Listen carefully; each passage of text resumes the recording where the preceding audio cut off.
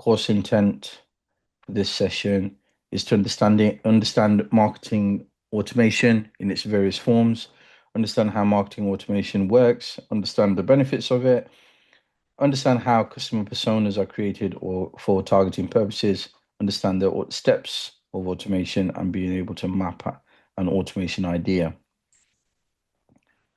Okay, so what is marketing automation? Does anybody know? Put your hand up if you know what marketing automation is. Nobody? I don't think I know what it is, but I'm thinking it's like how you automate don't know, emails and Instagrams and posts and things. Yep. Okay. Robert, you want to expand on that? Yeah, marketing automation is every activity you can get your system to do for you without you having to add into it. So if you take Amazon as an example, they will make automatic recommendations for additional purchases. They will make follow-up emails saying, we saw you bought this recently. Do you want to buy any more? They will Yeah. look at how often you're buying items. They will then follow that up with, do you need to buy more paper or Yeah. pens or whatever it is you are burning through at a steady rate? Yeah. It's also automating the purchasing process so you don't have to phone someone up. Yep. Let's say it's basically getting your website to do as much work as you can. Yep. Good. So it's not just your website. Obviously, there's other parts of your business, like you may have a CRM, a customer record management system. You may have a CMS. Every application, software application I've seen recently has had some form of automation integrated because of how popular AI has become now. Okay, with all the different AI models that are out there. So a lot of them are using automation now through AI, but there are some traditional methods of automation that and software that we will talk about as well. So Claudia is saying being able to reach your customers by automated means instead of manually is a combination combining this concept of marketing with that of automation. Yep, well done. Okay, so let's move forward. So the definition, marketing automation refers to any tool with the ability to automate a particular marketing process that would have otherwise have, had to do manually. Okay. So the certain things that we would do manually, that now can be automated.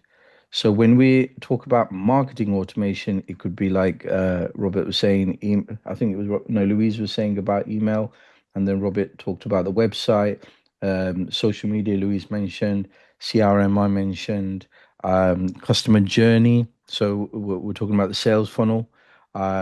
Yes, the email marketing sales funnel is there, but it could be an overall sales funnel, how you're bringing people in through social media, taking them through to your website and then to your e-commerce. That customer journey, also certain parts of it could be automated. Lead generation could be automated. Nurturing them can be automated with custom messages. So we'll look at each one. So when it comes to email, basically there's emails that you need to populate, right? So there would be a welcome email, there would be abandoned cart email, re-engagement email. All of these emails are required somebody to actually sit there and write them. Now, if you don't have copywriting skills, if you don't know how to write to basically get people to take action, um, you may not have the skills. You may want to automate that in a way that is auto-generated, right? Obviously, you can use ChatGPT, Gemini, other text generators, AI text generators to give you like a template. But also within an application, you may have the functionality to automate these emails, okay? As in generate the emails. So you can see that as automation, like because it's automatically generating the emails itself and you're not having to write it. But also when it comes to email marketing, we've got to think about how these emails are sent out automatically when a customer basically triggers them. Okay, so it could be they've downloaded they put their email and their name and email address in to get a free ebook. Then, as soon as that's done, the automation process kicks in because they've just entered your emailing list. They should get a welcome email sent to them. So that's the first email that goes out. You would automate that to go out when they've signed up. And then when they've basically gone on to a cart, they were going to buy something, then they abandoned it. As soon as somebody abandons a cart, another email should go out to basically remind them. So these emails you would have to put into the sequence, maybe write them or get them generated. But the system, the email marketing system, would have automation in place so they go out automatically, and you don't have to manually check who's abandoned their car and send them an email because that would be quite tedious. Okay, so social media automation, when we're talking about social media automation, there could be posts that you want to uh, go out at a specific time. You could schedule them in Facebook. You can schedule it on other platforms within CRMs. You can schedule it. Maintain consistent posts. It's going to help you to put posts on a like on a like a consistent process. So, for example, if you're posting on a Monday and a Wednesday and a Friday, then obviously you're gonna have to remember to post on a Monday, Wednesday, and Friday. But if you automate it, those posts are gonna go out at the right time. But you've generated the post, you've created the post in advance, right? Maintain consistent posting. So we've covered that. Auto reply tools and chatbots. Chatbots are getting popular on various websites. They're basically automatic customer service, help files, and all that in an automated way where you can communicate with the chatbot, and it's basically giving you responses that are, basically most likely the response you want. Not always right, but that is another automation. Automated reporting dashboard as well. So with that, you would usually think, okay, everything that I've done should be captured on a dashboard. However, if it's automated stuff, it could be specific things that you want on your CRM that you want to automate, and it could allow you to customize. So CRM automation links to marketing, sales, and services. Automated follow-up emails. These emails are triggered automatically after customer actions, and this can be done within the CRM. Lead scoring. So who's a uh, from cold traffic, which are the warm leads that you need to kind of reach out to. So that ranking could be automated, but also reaching out to those individuals once you've segmented them off on their behavior, interest, which emails should go out to which people. So the customer journey itself is obviously about awareness, interest, decision, action, loyalty. So you get their awareness, you build up the interest, you make them make a decision based on their desire. Once they've basically decided they're going to buy, they take action, they purchase or they subscribe or do something, and it's about keeping them loyal. So that's the customer journey. Within that journey, there could be certain things that are automated. So once the awareness is out there, people know about your brand, automatically you might want to, because you might have collected their emails, you might want to send out an email. But since we've already talked about email, let's focus on some other form of communication. It could be that, as soon as the awareness is there, people are typing in something in the chat. And as soon as a certain word is typed in, you might say, create a content where you're telling people to type automation in the comments if they want to your free guide to automate social media, right? So you'll have a whole list of people typing in automation. What you then could do is basically automated that every single person that's text automation in the comments gets the guide. Okay. Now that guide could be delivered to their email if you've already collected their email, but you would also have to know their username and connect that. So there's certain things that you can do within that customer journey that's automated, reaching out to them if they're interested, if they're making decisions. But email is obviously, we understand how to do it with email, but certain things could be, okay, you need to call the customer now. You need to arrange a Zoom call, a meeting. It could be that, you need to reply to their comments.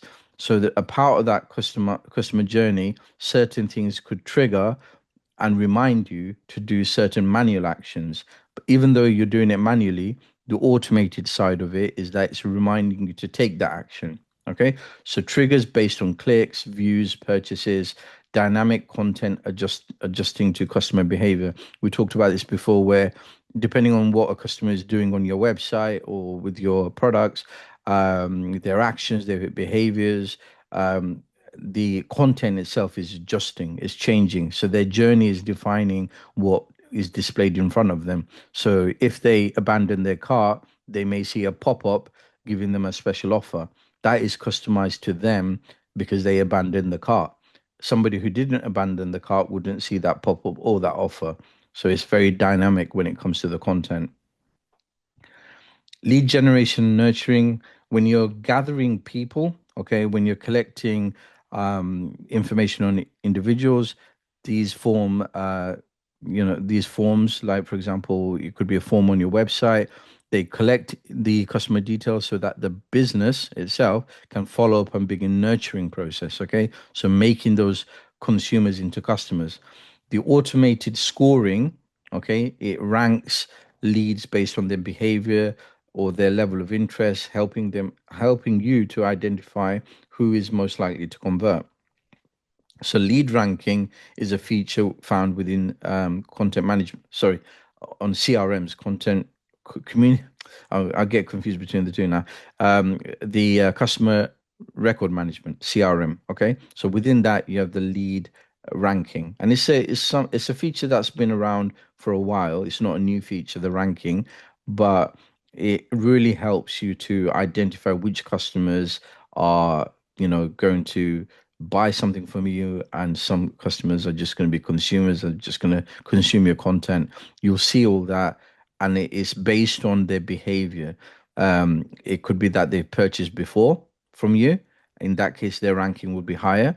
If they haven't purchased before and their retention, the amount of time they're spending on your content is low, then they could rank lower. So that ranking system is automated based on their behaviors. And if it wasn't there, you would have to go and see how long the person is spending on your content to basically decide whether they're worth reaching out to, right?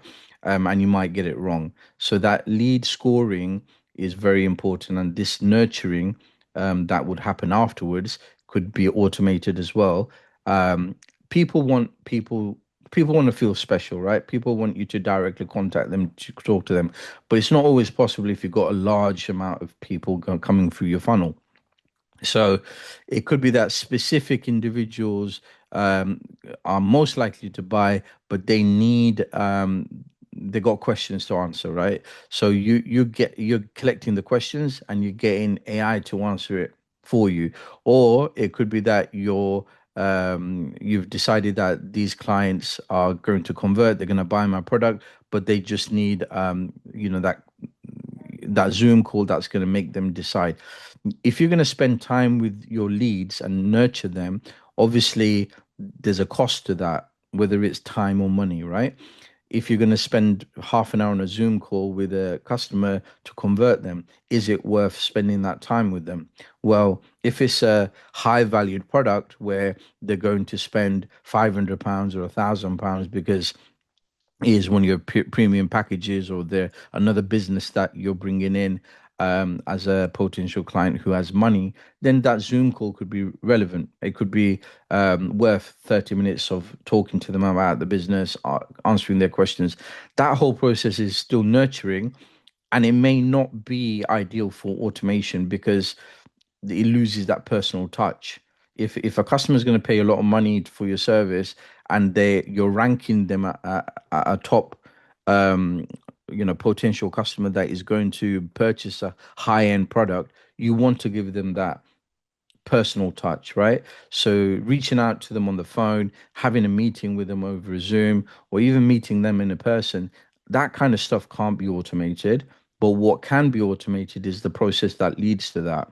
So arranging the Zoom call, arranging the meeting, reminding you about the phone call. Even the phone call could be automated until it's requiring a real person. But people generally are now, they value reality because reality is very much distorted on the internet. Okay, with AI and all the automations out there, the value of human to human communication has gone skyrocketing high. Okay, the value of that. So if you understand that, you have to balance it with automation. You can't automate everything because certain things have a value, and that value is a human to human communication that you need to set aside for those who deserve it or those who require it. And if you automate other parts of your business, then that will free up time for you to spend more time with those valued clients. Benefits, obviously, delivering personalized messaging and content that drives conversions. If you've got a large number of people, to be able to reach out to them individually, it's not going to always work. Like I've reached out to hundreds of people on Facebook through Facebook Messenger, all my followers in a community. It takes time. One communication could, I've had communications that took me hours because I ended up helping them because of that, because they're struggling with mental health. So I'm like, trying to help them out of empathy and that human element, right? I'm not trying to make a sale for them, but end up in a conversation where you're trying to help somebody, and that could last 3 hours. Now, is that worth doing for business? Are you going to ever convert that person into making money? Are they going to ever buy something? I don't know. Well, I may not have ever got into that conversation if I had it automated. And there's pros and cons to that because that person would have got my help. If I did had it automated, that person probably would have been as a low ranked individual that would never purchase because it doesn't have the purchasing power. So I would never have that communication.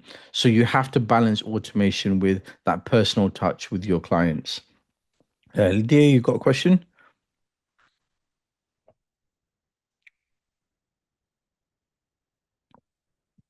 You there? So you put your hand up. Is Lydia, I think.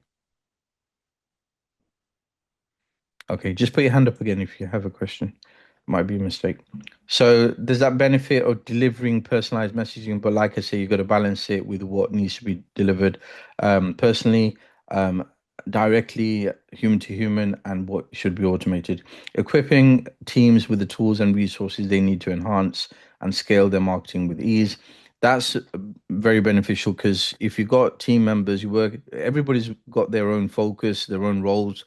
Automating tedious tasks, things are repetitive, things that take a lot of time and doesn't really give any value in the sense that you're sending emails, it's a generic email, all you have to change is the name, that can be automated, right? Filing documents, archiving things, certain things that an admin role would do, for example, a lot of that can be automated. So it frees up time, can it end up like hiring less people, save money that way as well. So there's pros and cons to that. Aligning marketing and sales to identity, nurture and convert the best leads. So again, what I've talked about before, it's about, your marketing focus being on the people that actually matter. Okay. So the people that actually are worth spending time nurturing and then converting and getting the best customers out of that, the customers that are going to be loyal, basically. Tracking key insights and measurements to optimize marketing strategy. If the things are automated, obviously that is going to lead to that information being on your CRM and analytics, and obviously you can make better decisions. And it's all about keeping track of things as well, because if it's automated, everything's in the system and it's all kind of working that way. So we've talked about each of these. So I'm just going to run through them quickly again. Personalized marketing, like I've said, it's about branding, tailoring your communication based on your brand and based on your customer behavior, such as how many times they've visited your page, how many emails they've opened, have they actually opened the email, of have they abandoned the cart, products they've viewed, all of that, right? And you may see a bit of personalized marketing with cookies. Like if you go to Amazon and you've looked at furniture and then you decided you're not going to buy this month because it's going to put you in a bit of a difficulty with your rent money, and then you just move on to other website. Next day you go on the internet, you see an ad around furniture. Um, and that's because of cookies. Okay, it follows your behavior as you move across the internet, and that behavior is basically what we're talking about when we're talking about customer behavior. Okay, so you as a business need to recognize that there's customers who are navigating the internet looking for things. If they come across your product and they then move on somewhere else, you need to still be able to track that. Okay, and cookies enable that. So if even if they moved away from your website, if you're marketing by using paid ads, they should still see your ads. Okay, that's what Amazon does. That's what other companies do. And when you pay for ads, it's going to put your ad in front of people who've actually taken interest in your company or product. So automation allows that to happen. You don't have to physically go and start following people and with a placard and remind them that they visited your business. It's an online world, and literally people are going to navigate. You don't know who they are, where they're from. They're global, and to track them manually, it's not possible, right? Not with the numbers and everything. If somebody's come to your website and then moved somewhere else, how do you even know who that was? How do you even convert them? Well, this is where cookies come in, but also similar to cookies, those visits, those clicks can be traced depending on other behaviors they've made. So, for example, if somebody's opened an account with your company, think of Amazon, you have an Amazon account, that allows you to customize according to that person because now they've got an account. If they navigate to a certain product like furniture, I know that account is actually looking into furniture right now. Okay. So that's why with a business, at some point, right at the beginning, initial stages, you want to collect their information, whether it's through a form, by giving some lead magnet, but you want them to open an account first. And that's why when you go to Canva, you go to other websites, the first thing that before you do anything, first it will kind of make you want to do something with that website. But as soon as you try to do something with it, a pop-up will appear saying that you need to log in. And if you haven't logged in, if you haven't got an account, you need to register. And it'll make it really easy if you can do it with Google, Facebook, you can log in with your existing accounts. So you don't even have to put your details in. But what you're doing is you're giving them access to your like Google, you're giving permissions for them to use your Google credentials to basically validate your account. Okay. So personalization messages is important, but you got to understand how it works. And it's about collecting your customer details first and then seeing their behavior. So obviously it increases efficiency because you're freeing up time. It reduces cost because you're not spending that time, on repetitive work and you're not paying somebody to do that. Nurturing leads, automation makes it a lot easier because you can see the journey they're taking, which people to actually spend time on. So more leads turn into paying customers with less manual effort. Okay, so more people will actually automatically turn into paying customers. Why? Because the process has become automated and it's a lot simpler. They got help when they needed it. They got answers to questions when they needed it. They got emails when they were kind of losing interest, but they got a reminder or some kind of information that brought it back to them. All of that is important. Tracking insights and optimization. Automation platforms track every interaction like opening clicks, website visits, form fills, purchase, etc. So automation makes it easier to see which campaigns and channels perform best, test different messages through A/B experiments, and identify where the customers are dropping off. This insight allows businesses to continually refine their targeting, the timing, and content to improve. So basically, by looking at customer behavior and data driven decisions can be made. You're not guessing, you're actually making your decisions based on the data that you're collecting. Just missed a slide there. Further benefits: personalized marketing enables brands to deliver more relevant messages to their audience, and by taking advantage of automation platforms, brands can seriously strengthen their ability to efficiently inject context into their marketing communications, regardless of how big their audience is. So it's really about that. When you're growing as a business, there will be a point where you can't handle everybody, right? As a small business with a few people, as your customers, yes, you know them by name or they're visiting every week. You can customize, you can talk to them, you can keep it personal level. But as your business grows, there's people that you want to connect to personally, but you can't anymore because there's one of you, there's hundreds, thousands of your customers.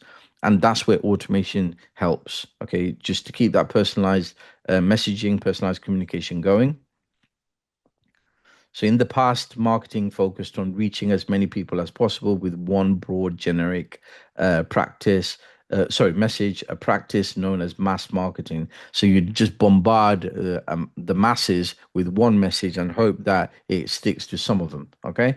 But that approach obviously would be a waste of money now because you'd have to market to more people and you might not get results from everyone. So over time, this approach stopped delivering meaningful value or a positive experience for customers because if something hits your inbox and you're not interested, you never kind of was interested, but you ended up on a mailing list somewhere, you'll throw it into the spam box, right? Because there's no, it could be that you've already bought the furniture.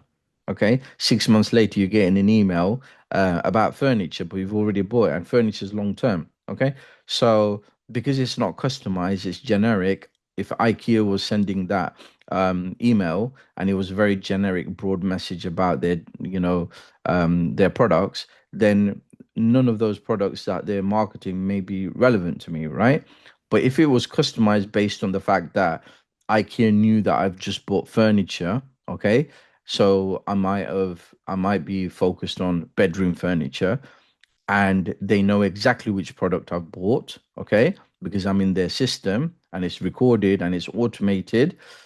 It could be that they've got an automated system in place that if the customer buys product A, then after 2 weeks give them a 20% discount and show them product B, which is of the same brand, color, kind of the same, looks exactly the same, but it's basically a chest of drawers for a bedroom. Yeah.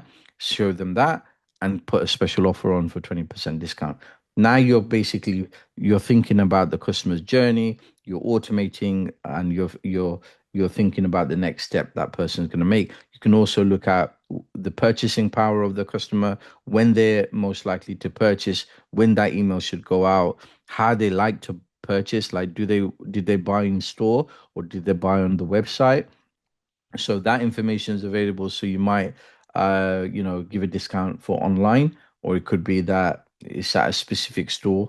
If you know where what their location is, you could even customize the message to show that, like 5 minutes away at their you know Nottingham branch, if they go there within the next 24 hours, they'll get a special discount or something. So the message is very customized to make them feel special and make it relevant.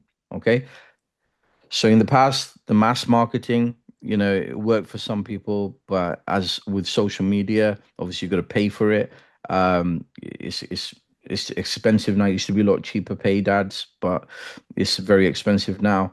And this is the way to go. Okay, making sure that your messages are going to only the people that it's relevant to, and not just kind of throwing something and hoping it sticks. As a result, the industry shifted towards a more customer-centric mindset, creating a growing need for personalized and contextually relevant marketing strategies. Okay, so automation's to do with personalization. So reflect on your own experiences with marketing, whether email, website, or social media. Think about the types of marketing that attracts you and why. and what type of marketing puts you off and why. Be prepared to share your answers. So let me see, who can I ask? Does anybody want to put their hand up and volunteer first before I pick somebody randomly? So if you can remember what the task is, it's basically to share experience of a marketing strategy that actually attracted you to the product and got you to buy, and one that actually turned you off. Anyone? No? Okay, now let me choose somebody then. Right, Katie. Hi, Katie. Hi, Hi, you're right. good, thank you. How are you? Yeah, good, thanks. We're talking about marketing strategies when it comes to Yeah, automation. Now, can you think of a time where you bought something because of automation and it was actually not a bad experience, it was a good experience? Can you think of anything like that? yeah, probably similar to what I can just see Louise has put in the chat. Yep. I would just say over Black Friday, there was Mm-hmm. probably quite a few where I had some automation where there might have been something in my basket and they Yep. had now got a Black Friday deal on them, and I was notified about it. Yep. Then I've gone ahead and purchased it. That's good. But Okay. I might not have done had I not got the email. I wouldn't have even Exactly. known. Brilliant. Okay. So one thing I want to mention, Holly, I'll ask. I think you got a question. You got a hand up. You want to go I was going first? to say one thing that I like is on Just Eat, if Mm-hmm. you go and look at a restaurant and you click through a little bit and then close Mm-hmm. off the app, Yeah. about 5 to 10 minutes later, I usually get an email or a notification with like a discount. So Mm-hmm. I tend to game it. So I don't Yeah. go and order straight away. I look first because usually I'll get a notification for an offer. Yeah. And do you know why that's happening? I assume it's like the abandoned cart Yeah. type of deal. Yeah, that is, yeah. So they're basically looking at your behavior, aren't they?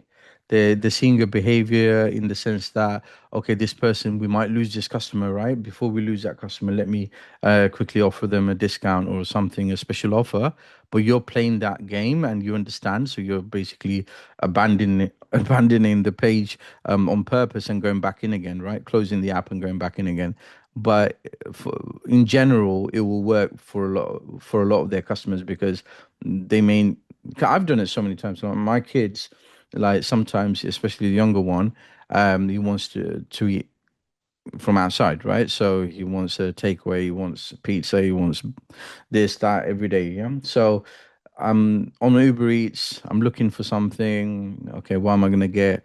Then it's like I end up spending too long trying to find something that he likes because they're so picky. So I close it down, end up doing something, then go back onto Uber Eats. My wife asked me, "Have you ordered anything?" I said, "I haven't ordered it. I'll order it in a bit." Go back on there, and it's now suggesting different things. Okay, so basically, because I looked at pizza, now I'm seeing like there's these pizza places that are offering discounts. Then I can mix and match with two different orders. I can with the same delivery guy. So it's doing all that, and it's also reminding me like notifications are coming up. Okay, that notification is also reminding me about business. Now, where it would get annoying is if it wasn't relevant to me. Okay, if I didn't actually have kids that were hungry and wanted to eat from outside, then it would be irrelevant, and that would have been it's like, yeah, you're marketing to me about an offer on Just Eat, but right now, I don't want to buy from Just Eat. So it's about that automation at the right time, at the right place, taking advantage of your customer's behavior at that time. So I'm just going to read the comments because I see some negatives as well, I think. Let's see. I saw the word hate. So I think it was Chloe. Let me just close that off. Okay, let's see. I hate the kind of marketing that shows before and after photos of someone, but the first photo is always taken in different lighting and it to exaggerate. Yeah, after. Okay. Yeah, so before and after, it's like a evidence, okay, of like something working. And if it's not done properly, and like the lighting and stuff, or is, we're not stupid anymore, as consumers, but people in this group, especially like as marketers as well, you're not stupid. So you shouldn't assume your customer is stupid, right? They understand when you're playing tricks and stuff like that. Like Louise, I think it was Louise that was saying about Just Eat, you know, you know how to play the game, right? So you will take advantage of that. But there are a lot of people who fall for these. Like Robert saying, I hate pop-ups. They use a pop-up and I'm out. Yeah. I understand where you're coming from, Robert. It's like if you go back 30 years ago, that was one of the main ways of marketing, wasn't it? Like you had pop-ups everywhere. But now it's irritating, right? So why would you have a pop-up? But if a In all pop-up is fairness, used, it was irritating 30 years ago. it was irritating 30 years ago, but we didn't have anything better as marketers. Like there was like pop-ups and banners and this is it. But now you can have the same pop-up but better graphics and come in at the right time at the right place. Okay, it's about not just kind of throwing something in front of people and making it irritating and also obstructing what you're trying to do. But if it's there at the right time, then it's not as annoying. Like I've opened Just Eat and I'm just about to make an order, and suddenly a pop-up comes up and it says I can get a discount, or it reminds me that if I actually get Uber One, I'll save £3. And I'm thinking, might as well get that. Actually, I've been spending a lot of money on Uber Eats recently. So that reminder is okay, you know? It's not intrusive because it's part of that buying journey. So the main thing is, yeah, pop-ups have its place, right? It should be used as a reminder. It should be used as like a complementary to the journey, but not annoying. Okay. So when you're talking about automation, you're basically have more control over some of these elements like pop-ups and stuff, and making sure that that individual is like Robert, you're not annoying the customer. So some businesses send a text message about the product you left in the basket, and that's very interesting. Yeah, and the reason for that is that it seems a bit intrusive. Like now they're in your phone, like literally text messaging you, because yes, it's not a real person sitting there and messaging you, but it's kind of the same action that would have happened if they were. Yeah. So you got to think about the way you're communicating and the things that you're automating as well, and how people feel about it. Because texting somebody's mobile is actually quite a personal thing on their personal number. To get to that point, you need to actually have a good relationship with your customer already to start texting. Even though it's automation, you've got to think the impression we're giving is we're directly communicating with them on a personal level. I prefer email marketing because they asked me previously for my consent. Yes, they did. You got something for free. I'm very glad to receive them, and many of them I'm interested. That's fine, Claudia, because you've obviously downloaded something or got into that list for a reason. So it'll be valuable content. A lot of that would be automated, okay, and written in such a way that it's giving you value. Okay, so that's automation. Okay, so I'm just seeing if there's anything else. Suzanne saying some always send emails following a purchase for ratings, sometimes enter a draw. Yeah, all these competitions and stuff and third party integrations, that is very annoying. Okay, so always think about that. Like when you're doing a collaboration or something, make sure that the whatever you're collaborating with, that and you put it into your automation that is relevant to your customers, because otherwise it just seems like you've shared their data with the third party, and it's annoying for people. So going back to the presentation,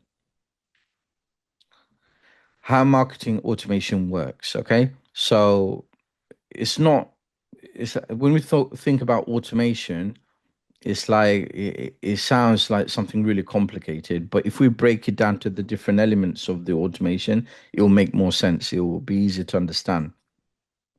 So the first thing is like a trigger. Okay, something needs to trigger it. So if you have marketing automation triggers, they basically actions or behaviors. Okay, so it's not a physical something physical. It's not even something digital or like a trigger, like a button or something on your platform. what we're talking about is a behavior or an action from the customer side. Okay. So the trigger, what sets it off, basically, the automation, what sets it off is an action by the customer. So whenever you got a pop-up or whenever you got a text message or something that's automated and you know it's automated, you must have triggered it somehow. Okay. And now it's triggering you. Okay, getting you annoyed. But you've triggered it something by doing something. Okay. So when you're thinking about it from the business perspective, your customers triggering things. Okay. And you need to provide those triggers. So let's talk about some of these behaviors. Visiting a website. If you don't have a website, they can't visit it in the first place. So you need to create a website where people can go and start that trigger, that automation. Opening an email. You need to send that email first. Okay. If they open it, voila, it's on your dashboard that this person's opened the email. If they've opened the email, you know that you continue with the next email, right? There's no point, because automation, this is an example, right? Somebody who has not opened your email, okay, what's the point of sending them another email, especially the next one in the series? There's no point. They haven't opened the first one. So they're missing that communication of the first one. Now, if I was to automate my emails, how I would do the automation is, if they open the first email, then after 2 days, send the next email, right? If they don't open the first email, don't send it. Okay. So basically, the trigger would be opening the first email. If they open that, that then starts a timer for the next email, which is going to be sent in 2 days, right? Lenuta, you got your hand up. Yes, how would you know How would you know? if they have opened the email? Yeah, so this is where the systems come in place. So if you are doing emails, you may use something like Aweber or MailChimp, and it's their platform that has the automation functions in it. Okay, so you would upload your email list, okay, or if you already have one, or if you don't have one, you will basically set it up. So if I go to Aweber,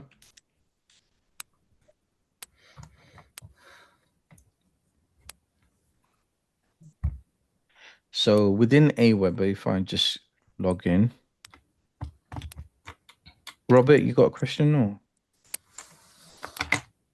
Yeah, when you're talking about the automatic response when they open the email, do you put Yep. a time limit on that? So if they open the email within a week or 2 weeks, you'll send a response, or does it just sit there waiting on the off chance they're clearing out their old Yeah. emails and, Okay. 3 months down the line they all open it? depends on all depends on the functionality of your platform. So in Aweber, if it allows you to do that, where you're basically setting a time limit, then you can set a time limit. If it doesn't allow you to do that, there's no functionality where you can add a time limit to how long to wait, then obviously you can't, right? So you're at the mercy of the platforms that you use. So So, what you would need to do is, like, for example, we're in Aweber now, we go to automation and we look at workflows. Yeah. So a smarter way to automate, you've got a YouTube video, edit existing automation, start with a template. So let's start with them. Let's go click here. So when we click on that, it will basically basically it'll set up a template that we can customize. So you got, where's it gone? I saw something there, but it disappeared. Let's click into that. Okay. So can you see this template? Okay. So this is a workflow. So workflow is what you use to tell it what to do when. Okay. The triggers, the next step, all of that is in a workflow. So when you're customizing on automation, it's the workflow that you would work on, and it's a visual thing, so it's easy to understand. So you can see here, subscriber joins the list. Okay, so somebody's put their name and email address in to download my ebook. Then it goes, this is a template, so I'm just looking at the template. Add these tags to subscribers, welcome campaign. Okay, so that's that, and then it goes to the next one, send a message to thank you for signing. This is a very basic welcome series. where when somebody joins, it adds them to the subscriber list, and then it sends an email, which is a thank you message from me to basically thank them for joining my list, right? Now, what you could do is obviously they've got onto your list because they want to get an ebook, right? But the only way they're going to get that ebook is if you send the email with the link to the ebook download, right?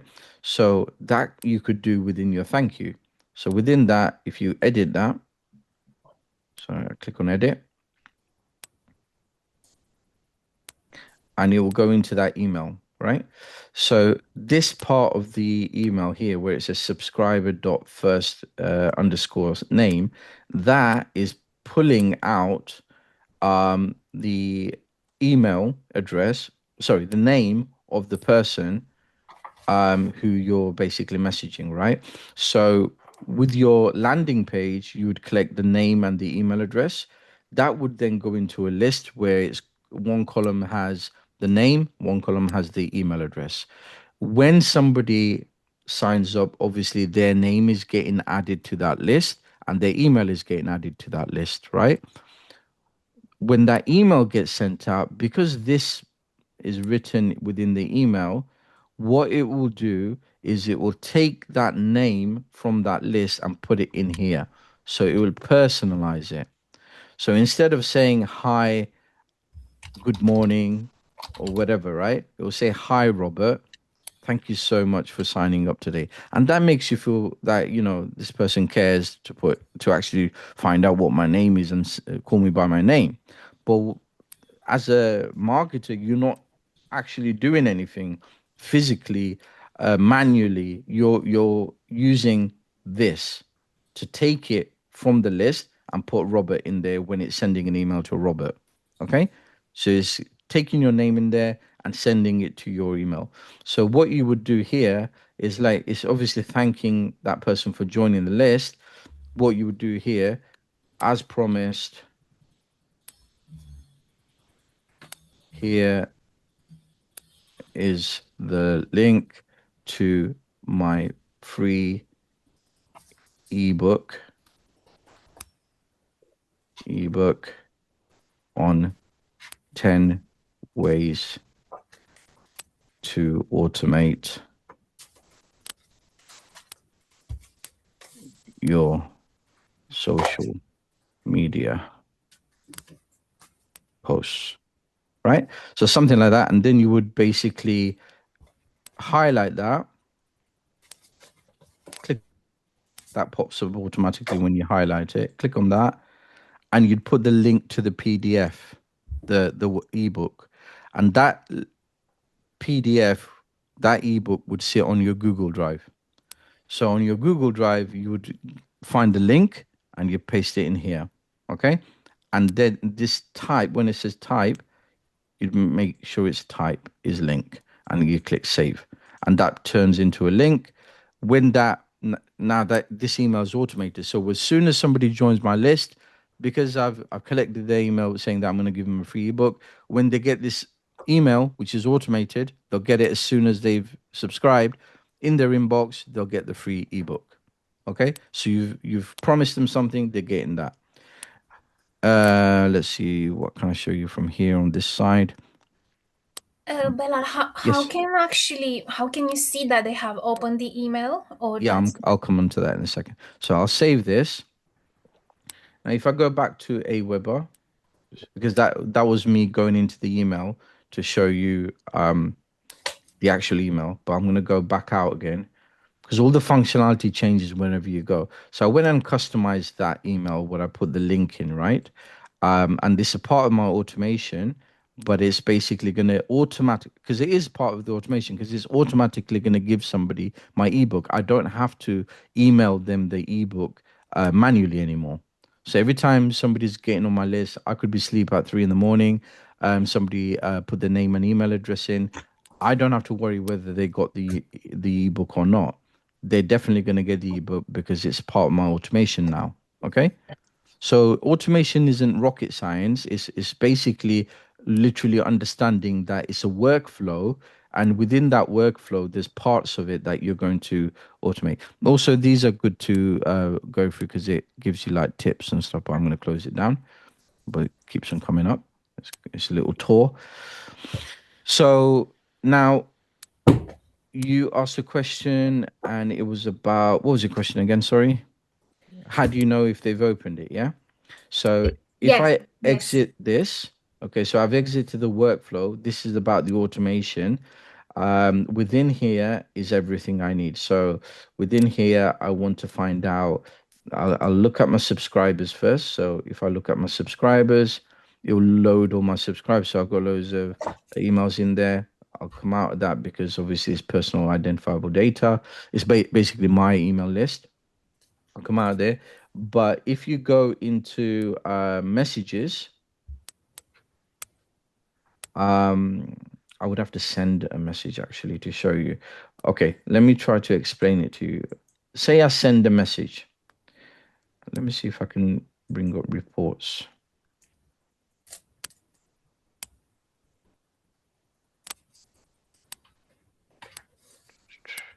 Nope, that's not going to let me. I'm trying to bring up. Okay, let's see if it's a dashboard.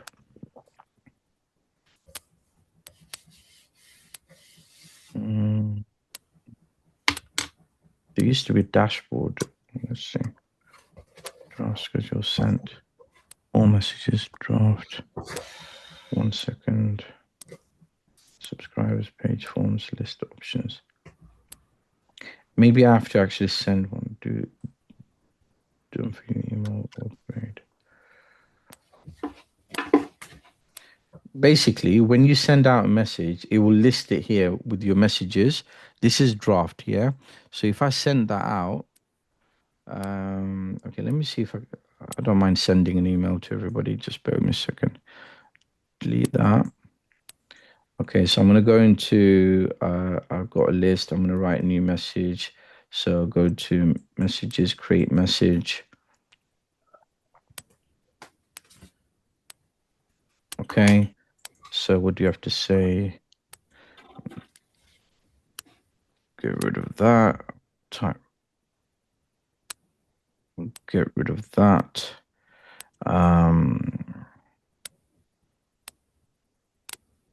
Get rid of that as well. That as well.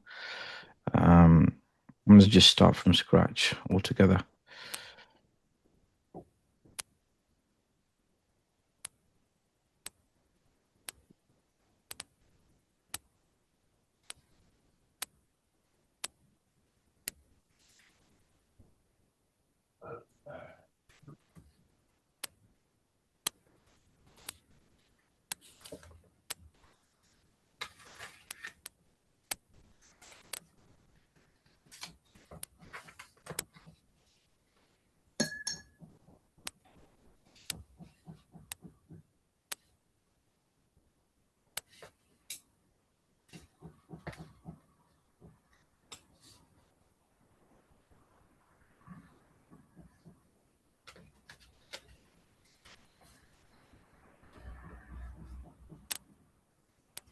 I have to make it relevant because it's actually going to real people.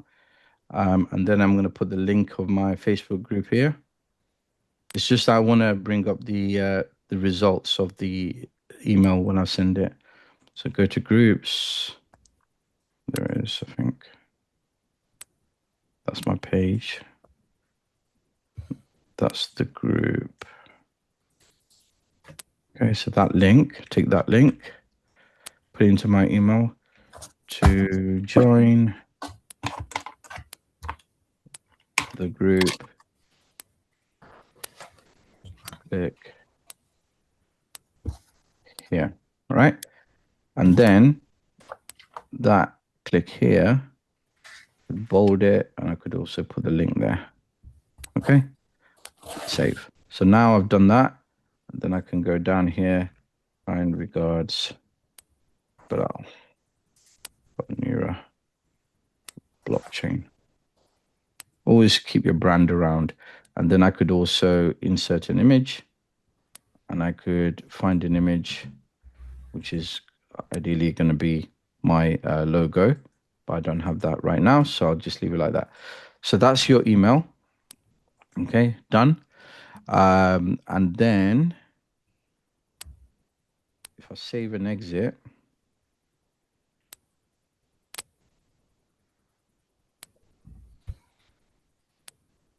so I haven't used Aweber for about a year or so, so just bear with me a second. So this is my email. So I haven't put my subject, so I need to put my subject in. So where's my subject? Trying to find my subject. It's at the top. It's at the top on At the the top. Where are we looking? There we are. corner. Okay. Yeah, so here I put my subject line. So what can I write? Don't miss out. Join the community. All right. Now, I don't have to try too hard because a lot of these people know me. And when they see an email coming from me, they'll probably open anyway. But I don't know. It's a kind of a dormant community at the moment because I haven't been creating much content. So I'm going to click that. Got the everything ready. I'm going to save it. Save and exit again. So basically, you're saving the email, you're exiting. You can add images, you can do other things. You can even create a template in Canva and do it really nicely. So that's draft now. It's not gone out, yeah? So if I go into these, click on these three dots, schedule, edit message, preview message, send as a test, send a test, or copy. So I'm going to go schedule. When you go to schedule, it will show you the message detail subject, send immediately, or choose a date. Okay. So you have to, when you want to send it, you need to click on send immediately from the schedule. Okay. If you want to send it immediately. Also, another thing that we did cover is that you do need an address to be able to use it for legal reasons. So you do need a business address. Okay. So I'm using an address that belongs to me, but it's not where I live. But then also, you need a proper address if at some point, so you can register like a address for a business and pay a certain amount every month to have an address in London and so on. But it's an added cost, okay? But that comes with the whole process of building a business. Okay, so we've got send immediately, audiences to active subscribers on current list, which is Bilal Mia's list. Okay, now here you can, if you click on edit your audience, you can select added today, yesterday, and so on. So you can basically segment. Okay, so we talked about segmentation. My list is not segmented by gender, by age, or anything like that, by demographics. But what we can do is still segment by time they join the list, okay, if you want to. So it could be the last 30 days who people got added. But I'm going to send it to everybody, right? So all active users. Um, and you can also add different lists, so you can have more than one list actually, not on the free version, but you can have more than one list. And then you basically, there's certain things like automations which I need to upgrade for, but this automation, add or remove tags if a user opens your message or click. So here, this tag that is mentioning, so can you see it says add or remove tags if a user opens your message, right? This automation side obviously needs an upgrade and I need to pay, but the tag that you would add here when they open will allow the automation to recognize who's opened. Okay, so answering your question, how would it know who's opened? You would tag it, okay, through automations. So within that, you would basically add a tag to anybody who opens the email. That tag is segmenting them off to a particular group of people who have taken interest and opened your email. They will have their own tag. So using that tag, you'll be able to automate the next step.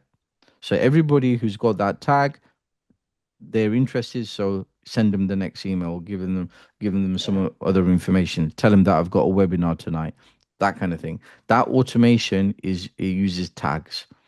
However, if you do not automate and you send the message, so here it says share message, newsletter enabled, Facebook don't share. Okay, so I can edit my socials. I can basically share to Facebook. Okay, so what you can actually do is if you connect your Facebook and you connect your X, what you can do is share whatever message you're sending to your Facebook as well.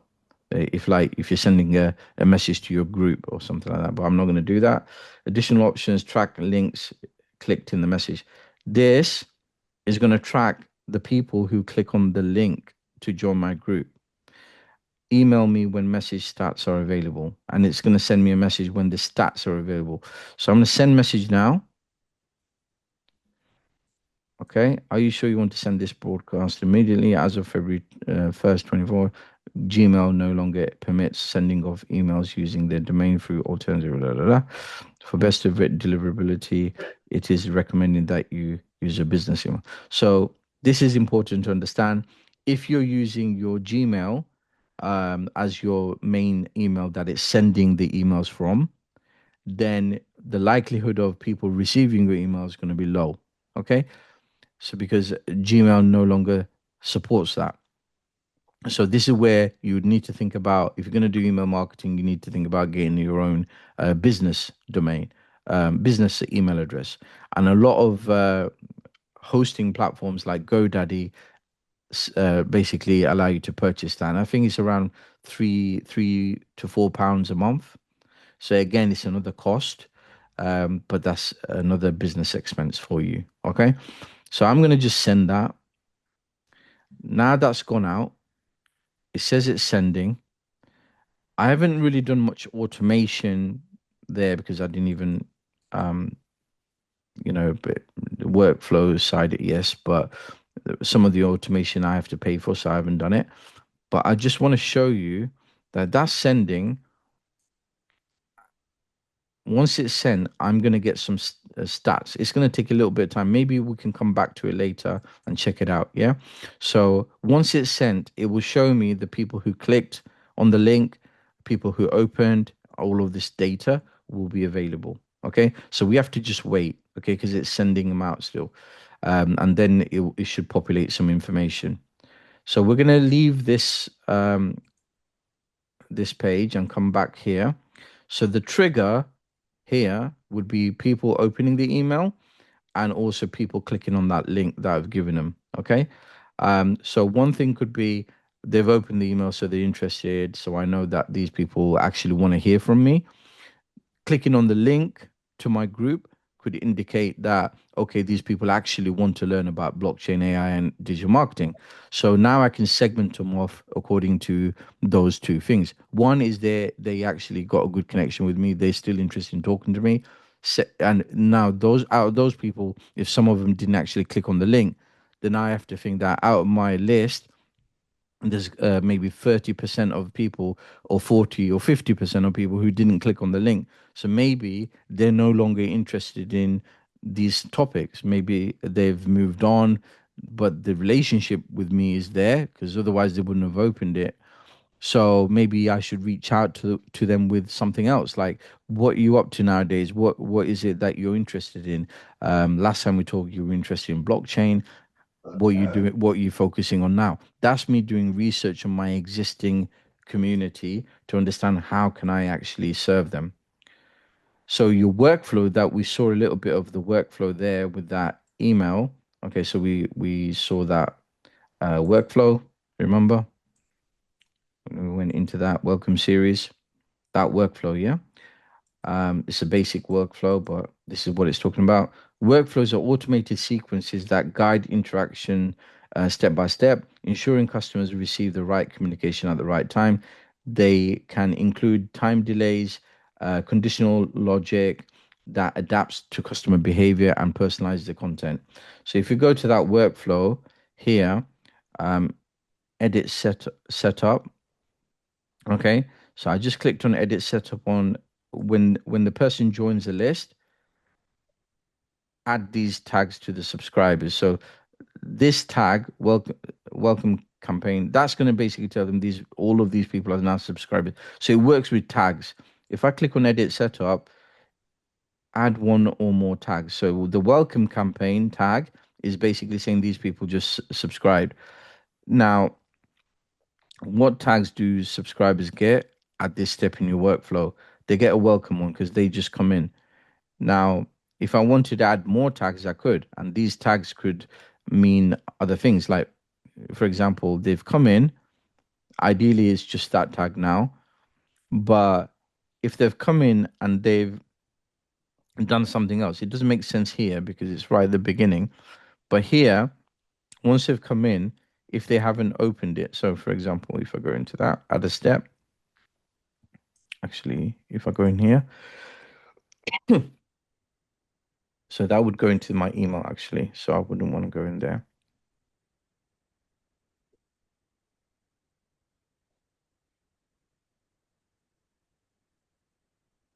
So that will take you to email, automation rules. Click on that. Okay, so a bit of automation rules here.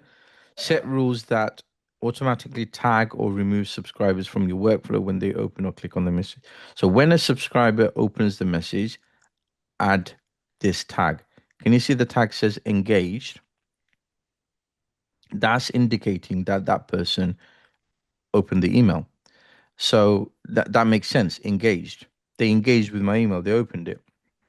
So any subscriber on my list that has that tag, I know they open my emails.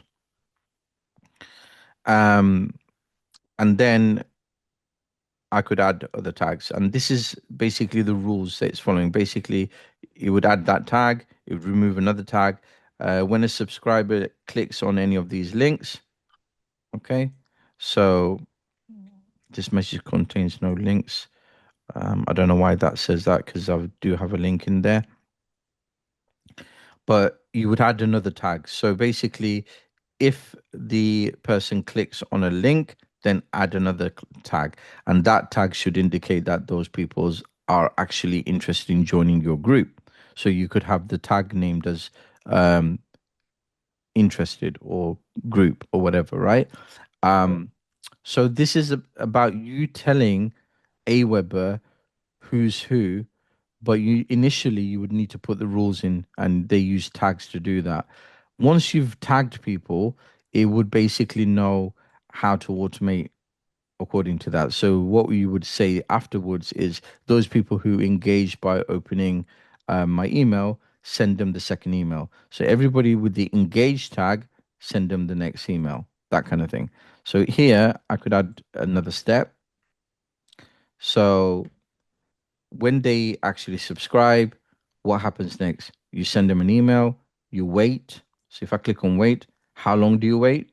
How long will subscribers wait here? So when they've subscribed, maybe they have to wait 2 or 3 days or wait until next. And you can basically so you can schedule the next email that goes out to them. So wait until the next day, for example. So I could delete that and then go click on that again. So it could be that I want to send a message. So when they actually subscribe, obviously that message would have gone out anyway. Thank you for signing up. But if I was to create that from fresh, this is how I would do it. I would click on that and click on message and then write my message. Another thing that you could do here is tag. Okay. So when they join, you tag them. So you create the actual tag. What tags do subscribers get at this step on the workflow? So here the already been tagged, so there's no point adding another tag here. So leave that. Check feed. Which RSS feed automatically shares new posts? So you could put an RSS feed to your blog. So that's shared. When should your message be sent? Immediately afterwards, and so on, right? So you could actually send an RSS feed as soon as they subscribe. So this is how you would get people going to your blog. So any shares new posts. So basically any new posts you make on the blog, they'll get sent to them by email. Okay, so that's another thing that you can add. You can add your RSS feed, and that obviously would go automatically as long as you keep on posting on your blog. All your subscribers are getting those posts immediately after posting, publishing daily, weekly, monthly. That's up to you. It could be a podcast RSS feed. So you're creating podcasts, you're getting the feed of your podcast, you're putting in there once. Every time you post a new podcast series, new episode, they get it by email. How many posts before sending? So how many new posts? So you could have like 2 or 3 posts and then they get sent. Okay, the reminder to actually go and check. So there's a few automations there already that you can check out. Split path. Where would you like to move your steps? Move steps to yes path or no path. So this is where, okay, you're splitting your audience. So they're subscribed. How do you want to split paths? If condition, if they have a certain tag, okay. So say if the message was open, it doesn't make sense here because they've just come in, but say the this would actually make sense if I just delete both paths. Okay, I deleted the email as well now. But you know where the email was, it would make sense after the email. So after, say this is the email, after the email, that split path would make sense because it depends on who opened the email and who didn't.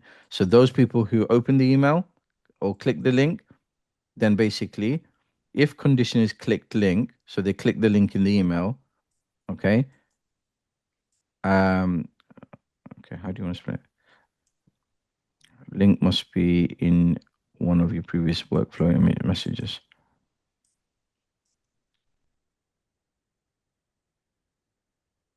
Right, I'm not sure about this, but there's a split here where you can basically add a condition, and take them further into the workflow. So if they added, if they, so this is the adding condition. So if they click the link and you put the link in there, what link they actually clicked on, that's what you put in there. So that in my case would be my domain address for the group. So I'd put that in.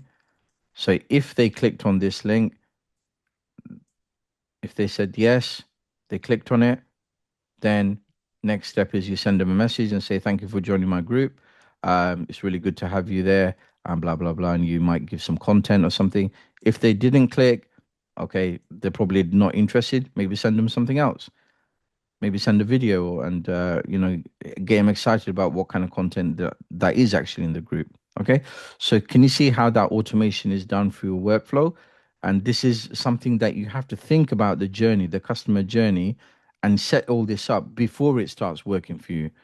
Because if you don't set it up, it's not going to work for you. Okay, so I want to give you a break now, so have another 5-minute break. Okay, so if you want to come back 10 to, and then we'll continue.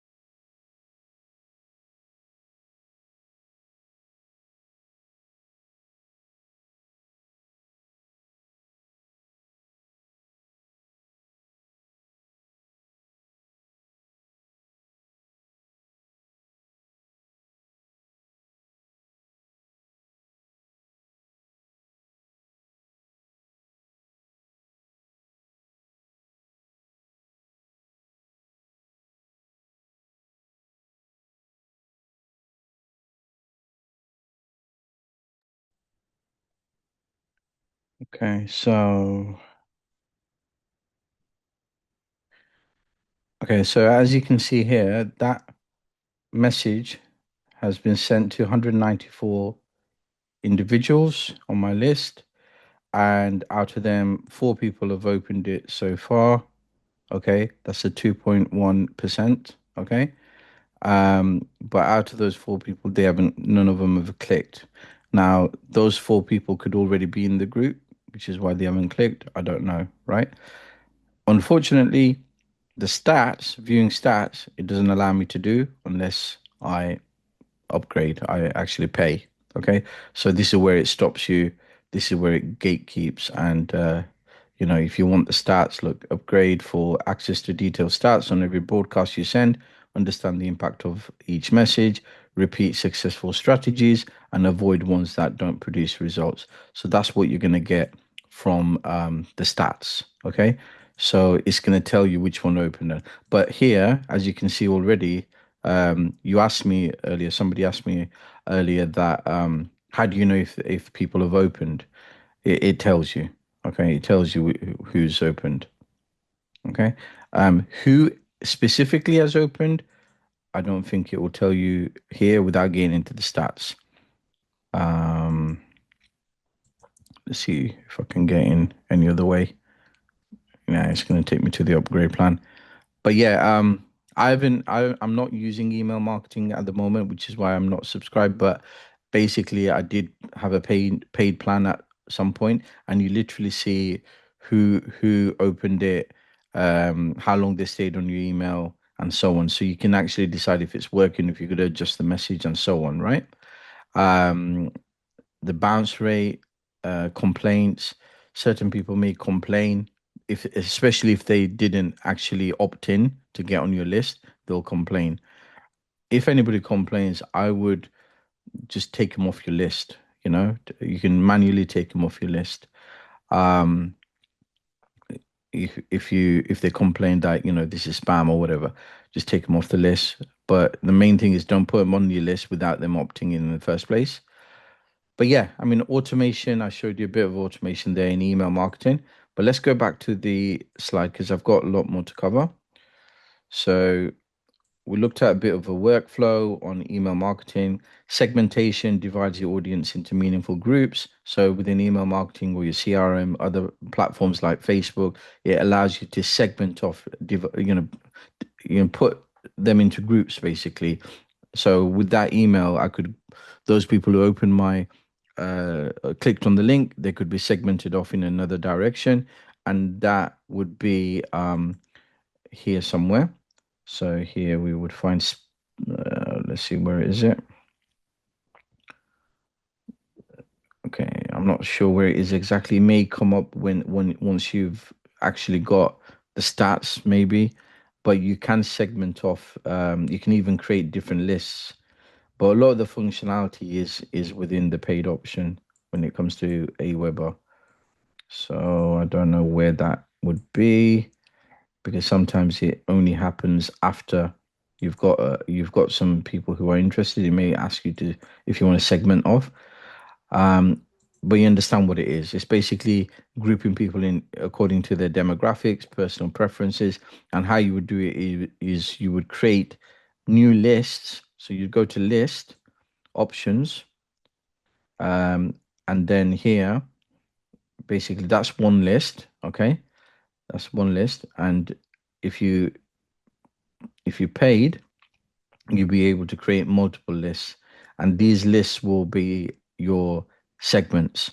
And in your automation with your tags, you would tell them to tell it to go and put those people in a different list. You'd identify the list and you tell them to go into that list if they open my link. If they open my email, then put them in the interested list or whatever. So you're segmenting them off by listing them in different lists, and then when you're emailing them next time, you're only emailing those people who are interested and who basically opened your email.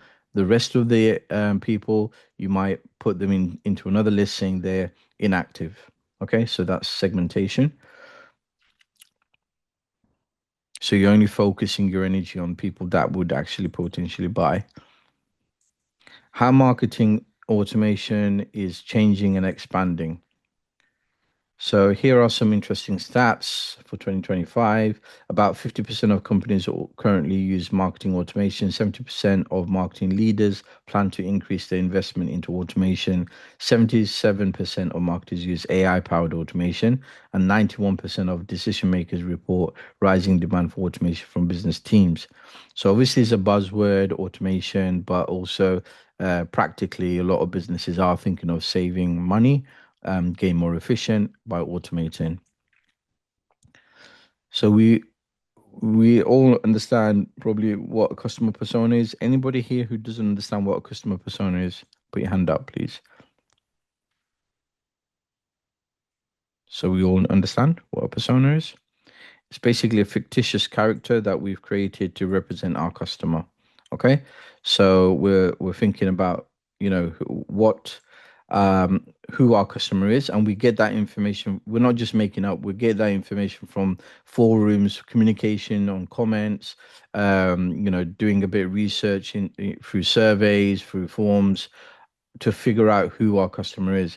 So as you have learned previously, customer personas are semi-fictional. That's why it's semi, because you're doing a bit of research on it first.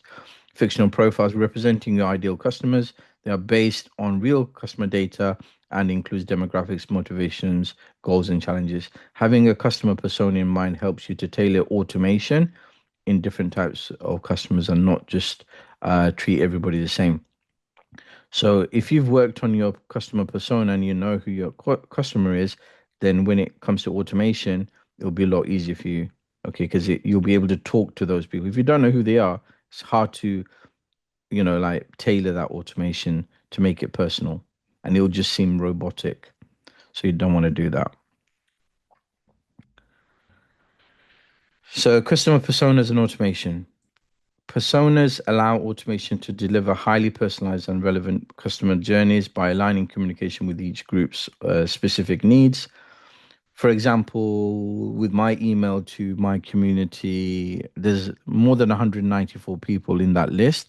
So what Aweber would do is slowly it would start sending emails out, and that number would increase over time of how many people got the email.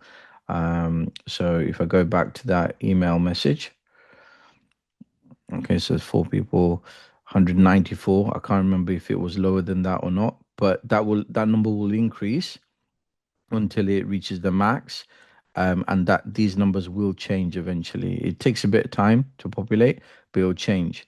And if with my list, I know these people are, you know, this list came from people who actually went on a course of mine in the past. Okay, so I know they at some point were interested, so they might still be interested or might not, and I'm trying to segment off the people who are still interested.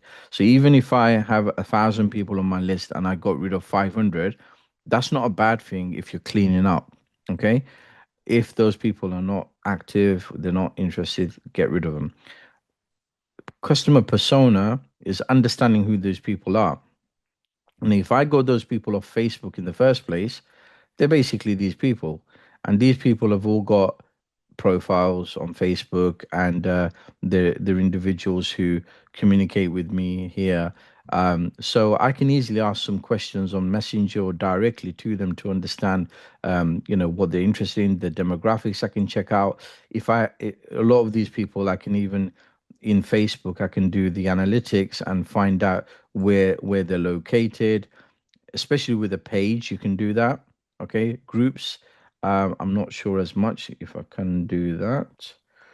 Engagement, growth, membership. Let's see, growth You insights. definitely can do it in, yeah. Yeah, so it's here. So you can see. I was thinking about like where they're located, like which country they're Yeah, from. you The can see location. that in groups. Can you? Yeah. Okay. So I haven't explored that yet, but I definitely will get around to it at some point. Do you know where it is? Whereabouts I it is? can't remember off the top of my head. It's been a little while. Yeah. Yeah, Facebook's like it's got lots of different things. So it's like you have to kind of look around professional groups, professional dashboard. Okay. engagement level, reactions. Well, you don't really need location, but I mean, you can get other stats that are valuable to understand who these people are. So here, views by content type, text, photos, links, followers, non-follow for followers, views by followers and non-followers.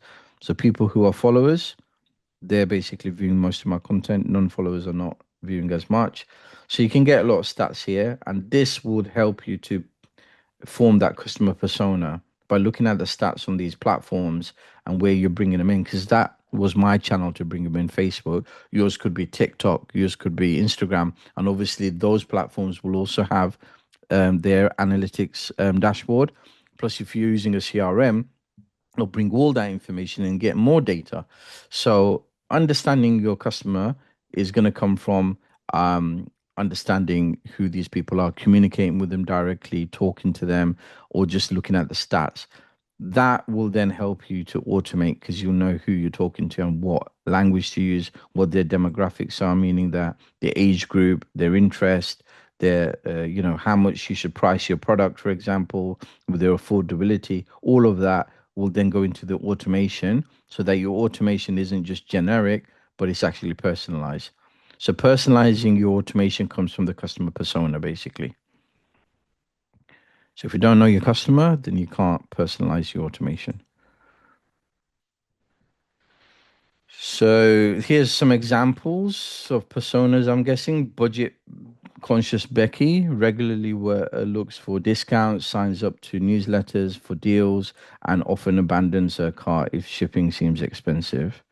So obviously, having discounts is going to be good for Becky.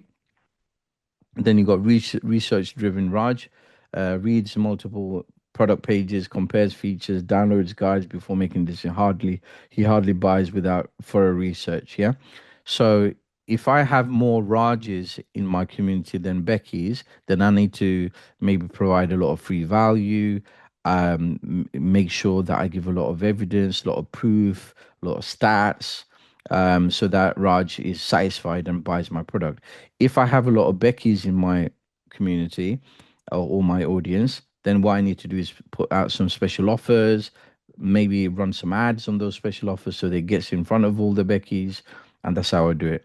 Then you got Loyal Lucy, has purchased multiple times, engages with brand emails, and often leaves positive reviews. She responds well to exclusive loyalty perks, right? So loyal Lucy is loyal. Okay. So she's purchased many times. We know that it's going to be easy to get her to purchase again. Engages with the brand emails. So we know that sending an email to Lucy will work. So all of that, where's it coming from? Well, loyal Lucy is not a real person, but if you looked at your email, Aweber, for example, you might be segmenting off individuals who have already purchased and then marketing to them and seeing that the same people are purchasing and again. And these are your loyal ones. And then they're the ones that are clicking on your email, they're opening and they're looking at your leaving positive reviews. That's your loyal customers. So these are the people that you want to give you suggestions, give you tips because they will always think good about your business. They would always help you. Um, but sometimes you may not have Becky, Raj, Lucy all in one community or one audience. You need to be very specific on who you're serving, right? So if you think that you're in the wealth niche and there's a lot of people who are trying to make money, um, but they don't have a lot of money right now, maybe it's Becky, but it could be Becky and Raj mix because without research, without due diligence, people are not going to just throw their money at the same time. They want proof that it's going to make them money. Okay. And then Becky and Raj could become loyal Lucy. Okay. You're converting Becky and Raj to become loyal Lucy because now Raj is not looking at all your evidence. They trust you. They know that, basically every time you've given something, you sold something, it's actually been valuable. Then Raj is converted into being a loyal Lucy, and Becky, who's budget conscious, has now made some money through you, through various education courses or things that you've taught her. Now Becky is now into research.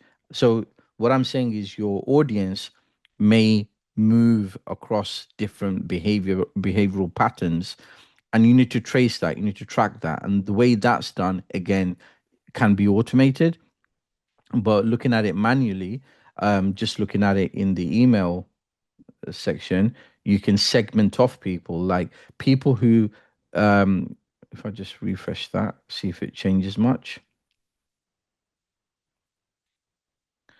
So people who clicked on your link, obviously his interest he hasn't changed. So people who clicked on your link, and your percentage of clicks, right, would be very low. Don't get disheartened. Out of 100, you may, if you're lucky, you'll get 5%. 10% is amazing, but 5% is normal. So 2.1% isn't that good, but it's normal. So don't think that emails are going to be opened by every single person, right? And also think about the time of day when you're sending out emails. A lot of people might be asleep in a different part of the world. So don't be too hard on yourself when you see low numbers. But what I'm saying is when those people open, you've segmented them off. Though out of those people, if you gave a discount and then they opened, they could have been a Becky, but afterwards they that same individual is now buying all the time. How do you see that? Well, again, unfortunately it's in the stats, but in the stats you will see all the email addresses, or the people who've opened, the people who've bought, the people who have repeatedly bought. And it's about segmenting those people into different lists of loyal, or you can call them, like it could be Raj's list, Becky list, and a Lucy list, loyal Lucy list. But basically, what you're doing is you're segmenting your customers. You're dividing customers by people who want freebies, people who want value, might buy now and then, and people who are genuinely interested and loyal, who still need communication, but they're always buying from you. So that's what you need to do. Loyal and rewards workflow. So includes VIP offers, early access, and products. So your workflow would, for budget conscious Becky, would be VIP offers, early access to products, and requests for reviews. Um, then you've got abandoned cart recovery workflows, send reminders, discount codes, and nudges. So these are the automations that you can basically provide for these people. Okay, it's not like linking to each individual, but all of these are basically things that you can provide for these individuals. So for example, includes VIP offers. That would be for somebody like Becky. Early access to products, somebody like Becky. Request for reviews, um, for example, Raj. Abandoned cart recovery workflow. So within that workflow, send email reminders, discount codes, and nudges to complete checkout. All of those could help Becky, okay? Because she abandons her cart now and then, right? When it seems expensive. So say she abandoned her cart, you could give her a little nudge to complete the checkout. You could send her a reminder. You could send her a discount code and a reminder, so she thinks, oh, it seemed expensive, but now I've got a discount. I'll go back into the cart and purchase. So all of this is automation with the cart abandoned cart, and it's a abandoned cart recovery workflow. So taking those people who have abandoned and recovering them and making them into customers. That workflow will be an automated workflow for people like Becky. Lead nurturing and education workflow. So provides product guides, comparison, and FAQ. And this would be for Raj. Okay. So you're nurturing Raj. He wants value. He wants to download guides and learn and stuff before he makes a decision. Very careful with his money. He really rarely buys without thorough research. But if you can provide value and all of the other things that he wants, then he's going to buy from you. So it's about nurturing him. And who wants to spend hours and hours nurturing Raj with value? We don't have time for that. But if we automate it, then Raj will feel that he's a valued customer because he's able to get these guides in his inbox. He's getting his answers from an AI chatbot. He's getting everything that he needs. So he's happy and he'll buy in his own time. So I think this one would be this one. Okay, so I think this was a task actually. I might have just not given it as a task. I think it is a task. But this one goes to that one, this one goes to that one, and that one goes to that one. So loyalty and rewards workflow, that would go to people like Lucy. So for your loyal customers, you can create a workflow that basically gives VIP early access products and request reviews. You're requesting reviews because loyal Lucy's gonna always write good reviews for you. Okay, so these workflows are for specific people within your list, not an individual, but a segment, a group of people who fit that criteria, fit that persona. There's another group of people that fit that persona, another group that fit that persona. So basically, you've created three workflows, and each of them are automatically giving certain things to certain people. So you would have to tell the workflow to, if a person purchases multiple times in and clicks on my links and leaves reviews, then give them VIP offers, give them the early access, and request reviews. And those could be emails that are already generated and created, but they'll fire off to people like that when they take those actions, when they make those triggers. Okay. When somebody does this, okay, this stuff, they basically get this stuff. Okay. And that workflow will look for example, it'll be like if somebody downloads, um, if somebody visits the website and basically spends a lot of time on the website on the product pages, if they look on the comparison pages, if they're downloading the guides, that can be tracked. So if they download guides, then send them more product guides, more comparisons, send them FAQs, send them expert tips.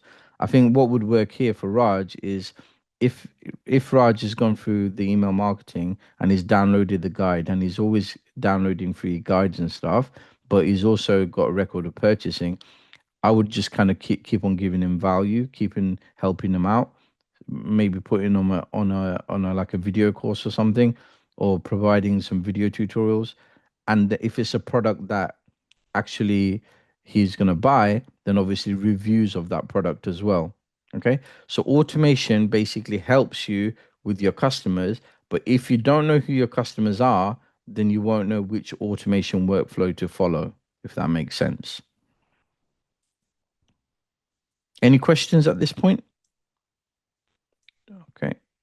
Can I just ask everybody to just um, type in yes if this, what I explained here, makes sense? I kind of went off the page, but I'll go back again. So the workflows according to the personas. If that makes sense, type in yes in the chat, please. If it doesn't make sense, type in no, obviously. Okay, so we're all got a lot of yeses, which is good. Okay. So automation is dependent on persona and being able to understand your customer. Otherwise, your automation is not going to work because it won't make sense to them. Marketing automation steps. The steps of marketing automation outline how a customer moves through a carefully planned journey, with each stage triggered by their actions and supports of personalized communication. These steps help businesses deliver the right message at the right time, nurturing leads more effectively, and guide people from the initial interest through to the conversion and loyalty, which we understand. Identifying your goal. So every automation process begins with a clear objective. You need to know what you're actually doing. Like if I'm sending, like for example, with my email automation there, very simple one. I just want to show you the workflow. But what I'm doing is I'm reaching out to people on my list who may or may not be in my group. And I know I'm providing value in my group. So I just want them all to be in one place and not miss out. So my goal was to get people knowing that I have a group and come into the group. Now, every automation process begins with a clear objective. So that was my objective that defines what the workflow is meant to achieve. Okay, so I got that. Whether the goal is to increase conversions, improve customer engagement, streamline communication, or reduce manual tasks, this object shapes how the entire automation is designed. Now, when we're talking about improving customer engagement, obviously that requires the customer to communicate with you, not one-sided, like you're reaching out to the customer. With email marketing, what you got to understand is very much one-sided. Okay, when it comes to communication, the only way they're going to communicate with you is by clicking on links and such, but you can funnel them through to another platform where the communication needs to continue. So me putting them into my Facebook group is great, but if I'm now wanting to increase the customer engagement, if that was my goal, not just adding people to a group, then I need to start engaging within the group, right? I'm not going to get that engagement from email because that's not how people communicate. It's a one-sided notification, kind of letting people know to join my group. Streamline communication. Okay, I might create a video and put it into my Facebook, and that video could talk about, hey guys, did you get my email? And probably like wondering like where I've been. I'm back again. I'm creating some videos. I'd like you to reach out to me if we haven't talked for a while. And then I'd go into my messenger and I'd reach out to individuals. This is streamlining communication, but at the same time, personalizing it. So, streamlining is where you put a video out there and it's basically everybody's watching. You can go live, you can pay ads to boost it. That's streamlined communication in real time. And then Facebook Messenger is real time or reduce manual tasks. Okay, so that could be your objective, that you're reducing manual tasks. Now, with email marketing, it's been around for a long time. Most of it's automated anyway. Anyone sending out emails manually, like CCing everybody and sending it out, they have to write that email and send it out, but they're not going to get the stats and they're not going to like you can't send a blanket email to, I think, I don't know what the limit is, but you can't send it to a large number of people from something like Gmail. You have to go through Aweber to send an email to 500 to 1,000 people, 10,000 people, for example. Okay. So that would have been a manual task. Having no Aweber or no MailChimp, you would have to manually send emails out to every single person, maybe in clusters like 50, 50, 50, like that. And it's silly and it's a waste of time. So basically it reduces that manual task. This objective shapes how the entire automation is designed. Setting the focus from start ensures that every step of the workflow is meaningful and measurable. So we kind of just looked at email marketing, but if you think about social posts as well, like if you had to manually post every time, then obviously you have to dedicate that time every day. Like if I'm creating content every day and posting at the same time, I'm going to write the text, the description, the hashtags, create the content on a daily basis. Doing that 3 times is a lot of work, especially if the content's not in your head. You have to think of something.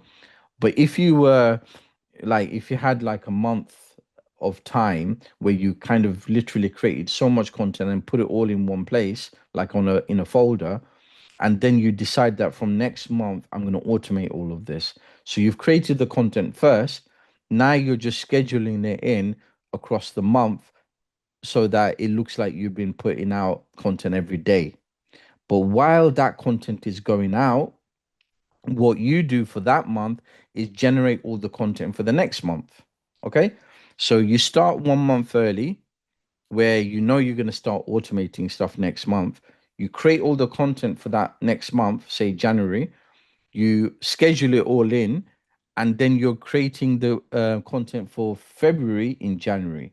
So in that way, you're basically thinking ahead and you know that automation is going to be there and it's going to work for you.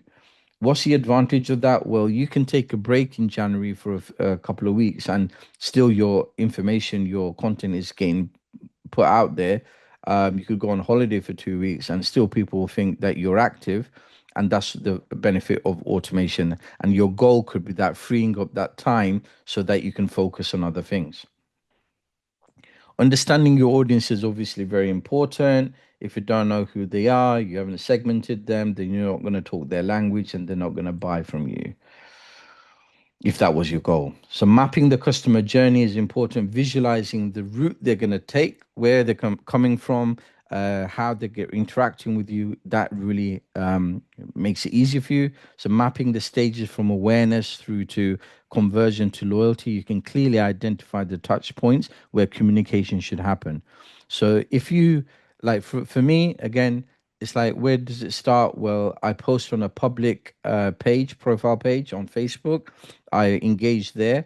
I actually see other people's posts on my timeline. If that post is relevant to what I'm talking about, say it's another post about AI or blockchain, I look at the people who liked their post. Okay.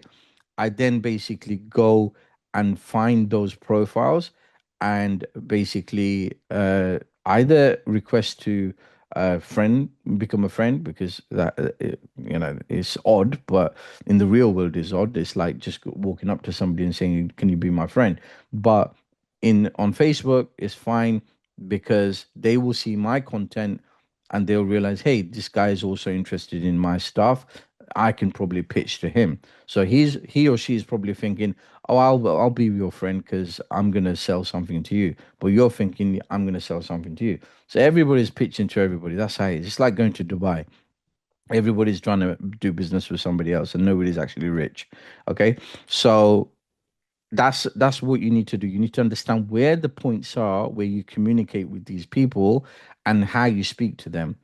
Sometimes they'll pitch you, sometimes you'll pitch them, but the best way to pitch is to build a relationship first and then go into that. And that relationship building is the hardest part. And if you can automate the relationship, then it will make life a lot easier.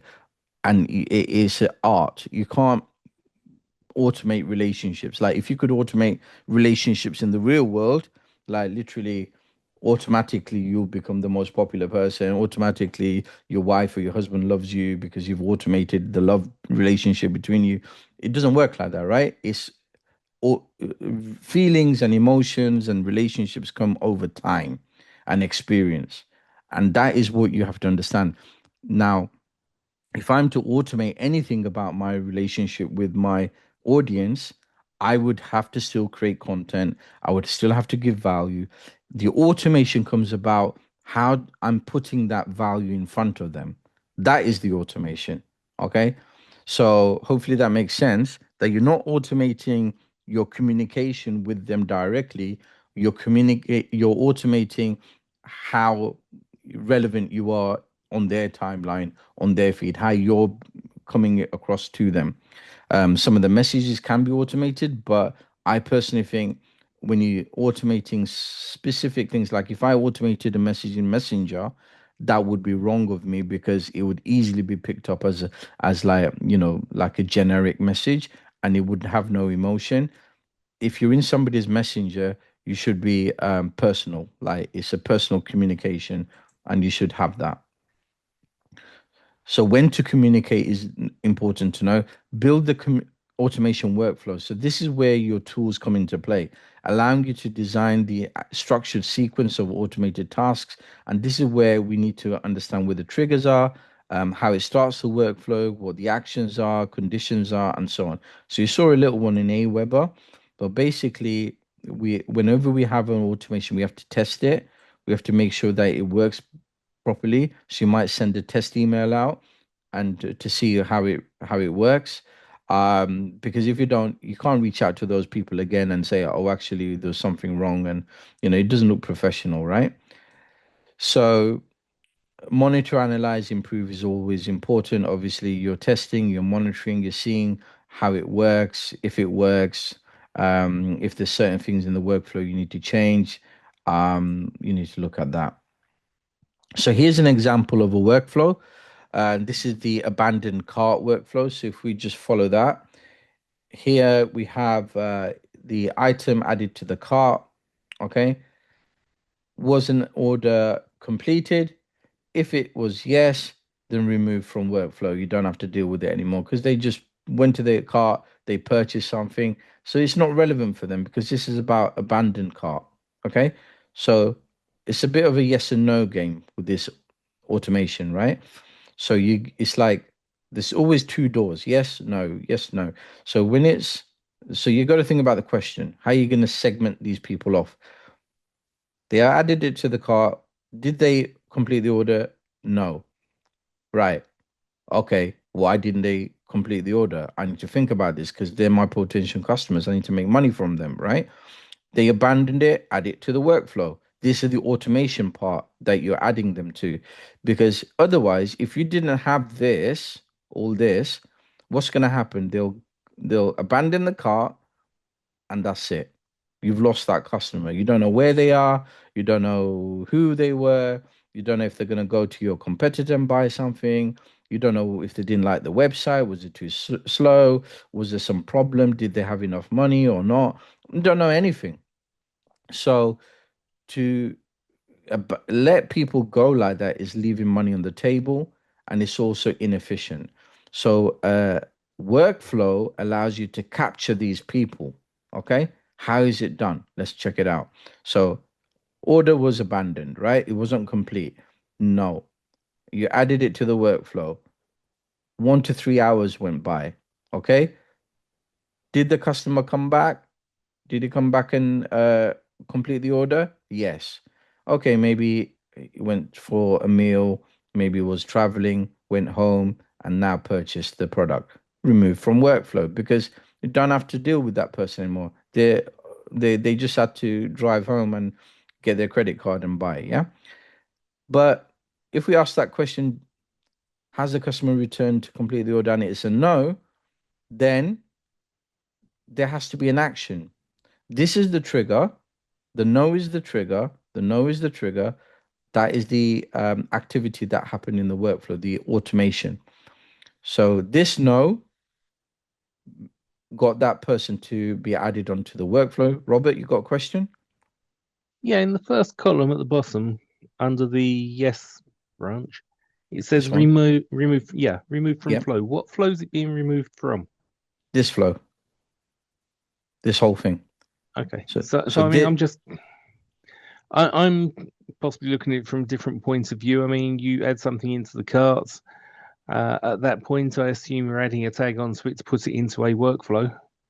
But if you've got the left-hand side of that column, which is just a simple state of affairs, you know, someone puts something in a cart, they buy it, move on, everyone's happy. Mhm. Then doesn't the workflow actually start when you add, you know, you've got a negative and you add into the workflow?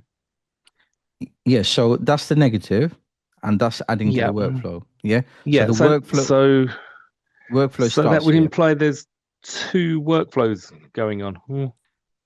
This when okay, so think of it this way, right? You went onto Amazon, okay, Yep. and you wanted to buy a watch.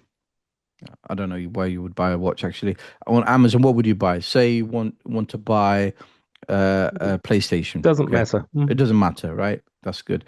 Okay, so you buy a PlayStation on Amazon. Now you went onto the cart. You were going to purchase that PlayStation, and then you thought, nah, Yep. I'll just go and buy a brand new one from Curry's here. At least I know it's like brand new, right? So what you Yeah, did that's was not you happening, but abandoned the cart. Okay, so you yep. went as far as the cart, but you abandoned it. Yep. This, I've got no problem with understanding the idea that you go to buy something, you put it in the cart, you decide you're not going to do it, and yeah, then you go into a workflow for uh, further actions. yeah, But if you just go in there, are you saying that the instant I put something into the cart, then a workflow is activated? no.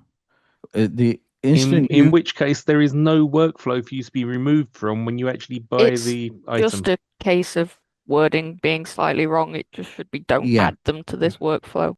yeah. So I know Yeah. what you're saying. Okay. So you know where it says remove from flow, it's they weren't in the flow in the first place. That's what you're saying, isn't Yeah. it? Yeah. So it Basically, is. yeah. Yeah. So what I'm saying is when you basically abandon that PS5 chart, right? you just basically left, but you were never in the flow in the first place because, sorry, the other way around. If you purchased it, you were never in. Okay. Yeah. And Okay. if you're You never in, completed your, then how are you removed from the flow? yeah. So I will Uh, take that up and basically yeah. we'll just adjust that to save the Okay. confusion. So hopefully that makes sense now. Yeah. That there is a bit of a here it works. Here it works. Here it works. Right? Is that right? Here Yeah, it the doesn't. rest of it all makes Yeah. sense. It's just But this one. at that point right at the beginning, Yeah. I couldn't That see doesn't how work. you're actually in a flow to be removed. I agree. I agree. So I'll get that changed, and I appreciate Yeah. noticing that as well. Okay, so that's good that you understand everything else. So let's start from where we were again. So it's a no, add to the workflow. We're in the workflow. And basically, the reason we're in the workflow is because we were going to abandon the cart, right? And how, let's look at it from the digital marketing perspective, the business perspective, that if an individual is saying no, we don't want to lose that customer. So we've created that abandoned cart workflow. Now that they've added to that workflow, we're basically waiting to see if they're going to buy. If they bought after 1 to 3 hours, because just because they didn't buy the first time, it doesn't mean they're not gonna buy, later. So we're giving them some time. That time would be in your workflow, and you would specify how long. Yeah. If the customer then returns and purchases, they're out the workflow because now they're bought, right? So we don't have to deal with that customer, and they don't have to continue in the workflow. However, if it's a no, okay, so the customer didn't return, then send abandoned cart email. Okay. And it's number one email. Now, this obviously has to be customized by you, unless you're using some templates that were provided by the CRM or the whatever platform you're using. But this is where you have to think when you're writing this email, you got to think this customer after 3 hours didn't even buy anything. Yeah. So it's not like that you can't force them to buy it, but you can gently subtle like nudge, like remind them of the benefits or whatever. So you have to really think about this email. So what I want you to do in the future is whenever you abandon a cart, or maybe go and abandon a cart for real, and see what emails you get. Obviously at some point you would have had to put your email in, because otherwise they can't communicate with you. But if you go to a website, a shopping website, like where you can buy something like a Shopify site or something, and you went as far as the cart, but then you abandoned it and you gave them your email address at some point, see if you get any emails, and yeah, what they do, how do they email you, what language do they speak, that kind of analyzing other workflows is important for you to understand what works and what doesn't work. Okay. So that's one thing I want to mention. So that email would go out, but when would it go out? Okay. If it goes out within a few hours, it's a bit pushy, isn't it? Like, I didn't want to buy, you can't force me to buy. But in a couple of days, if you basically, if you say send that abandoned email, right? Actually, this happens in 3 hours. Sorry, my apologies. This happened. This is sent. Let me just see how this works. So, send abandoned email. Okay. Yeah, this happens straight away. Okay. So the email is sent out straight away if they haven't purchased. And then after 1 or 2 days, if they didn't purchase, if they did purchase, they're removed. If they didn't purchase after 1 or 2 days, another email is sent out. Then if they didn't purchase after 1 week, then another email is sent out. So there's three emails, one after 3 hours, one after 2 days, 1 or 2 days, and one after 1 week. So you can see how important it is to tailor these messages so that it doesn't seem pushy and it doesn't seem annoying. Like some of you mentioned, some emails are annoying, some pop-ups are annoying.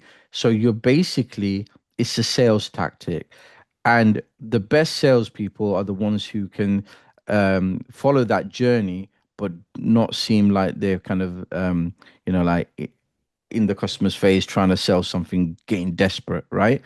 So it's important to look around and see what kind of communication people do with you when you abandon something. Okay, whether it's in the real world or or the physical world or digital world, doesn't matter. Like you go to Curry's PC world, and you go in there and say, oh, you're interested in a laptop, and then you don't buy one, okay? Do they care? Probably not, right? Like literally, they got lots of people coming in and browsing around.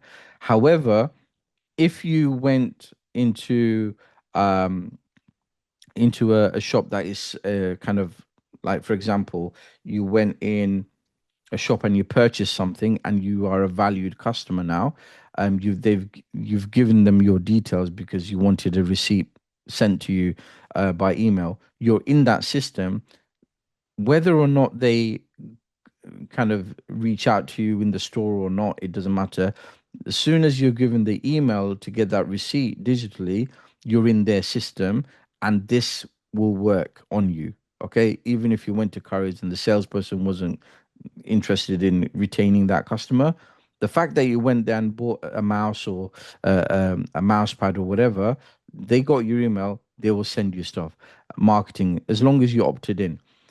And this abandoned cart obviously only works for abandoned carts, but any automation email has to be, you got to think from the customer's perspective that if they didn't buy something, I can't be pushy and send them like emails about, why didn't you buy it, like you made a big mistake. I have to be thinking from the customer's perspective, and remind the customer, maybe with special offers, maybe with like new features, maybe comparison of other products, similar products, doing a comparison, maybe some research material, some stats, that kind of stuff, okay?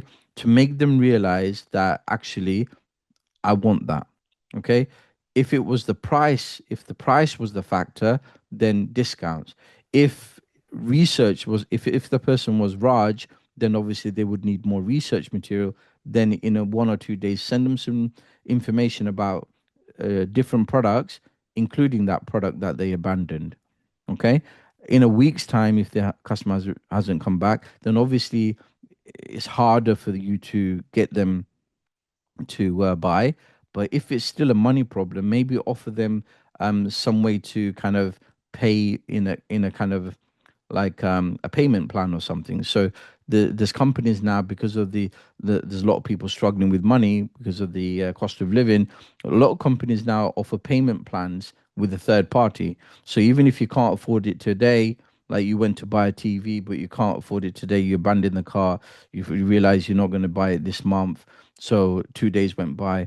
In a week's time, you can give them a payment plan. So you're still getting the customer, but you're not going to get all the money at the same time. You're going to get it drip fed, but you haven't lost the customer, right? So you still got the customer. So those emails would be for different reasons, okay? At the last resort, you're putting them on a payment plan, and still you got them. It's the same as like if you call the council and say, I can't pay the council tax, I'm struggling. They'll put you on a payment plan, right? They don't mind um, you not, well, they do mind, but if you're not able to pay, as long as they're getting the money, they don't care, right? So launch, now 2 weeks before the launch, okay, so we got this automation here that you want to look at. You got 2 weeks prior to the launch, a teaser email is sent, okay, the first email. Then that's going to tease you about the launch, and then launch day announcement email, second email, okay. After a week, the third one is a deep dive into the product features. After another week, the fourth email is a last chance email. Okay. So you're taking them through a process where you're telling them about the launch. You've given the announcement of the launch. You probably have a gallery of the event and pictures of people that went to the event. And then you did a deep dive, like a TED talk kind of thing, into the product features. And after the week, you've shown them how many sales you made, and there's only a few remaining, and it's your last chance. Now, you might have converted during that phase, but all of this, all these emails are automated. So automation really works well with emails. So this is a completes a purchase automation. So when somebody completes a purchase, immediately you send the first email saying thank you, which is out of courtesy, and it's just shows that gives that personal touch. And you're also confirming the order, because if they haven't got the item yet, they've just made the purchase. But you're confirming that they've got the payment, you've got the payment, and you're going to send it. Afterwards, product usage tips. So they haven't got the product yet, but you're sending them information on how to use the product. After 1 week, you could obviously they've got the product by now, okay? Because if they haven't, there's a problem. That third email is about feedback, okay? Getting feedback, because that you could use again, okay? After 2 weeks, product recommendations, okay? Now this is you kind of trying to get the person to buy other products, okay? Because they're already interested. They bought one Apple product. Apple's going to think, okay, they might be interested in other Apple products.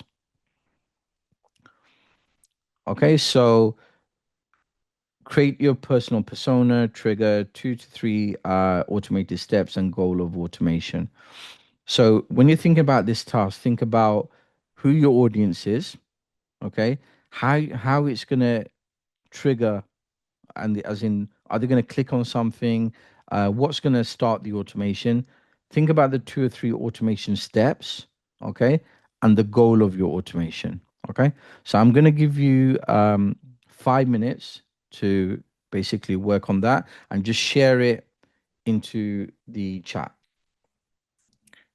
So if you're thinking about trends in communication, you've got or cross-channel and omni marketing. Okay, so basically, omni channels means businesses that use multiple channels that are connected and integrated, giving a customer seamless experience no matter where they interact. So if you go on social media, different platforms, it could be they're getting emails from you. Wherever they are, it's basically the marketing is the same. Okay, it's the colors, the branding, obviously, but also the language, the way it's all kind of coming together. Is consistent messaging, and it's the same experience across every platform. And that's what you really want. You don't want to kind of change your marketing messages.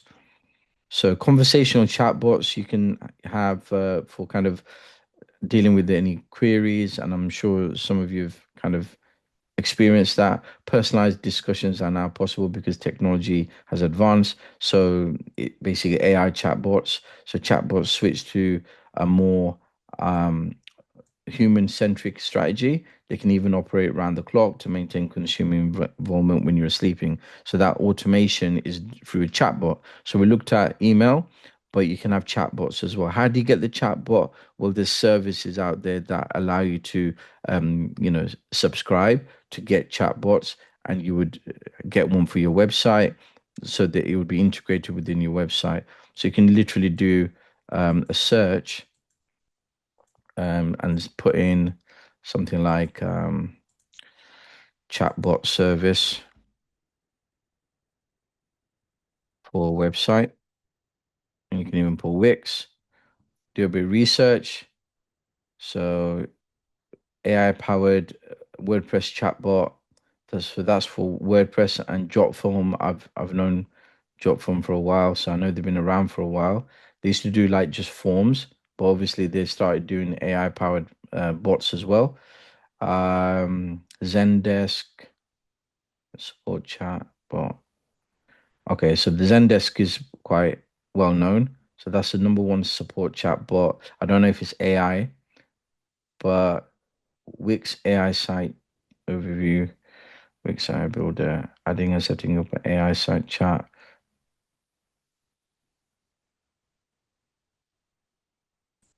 So, okay, so this is the support within Wix about AI site chat. Okay, so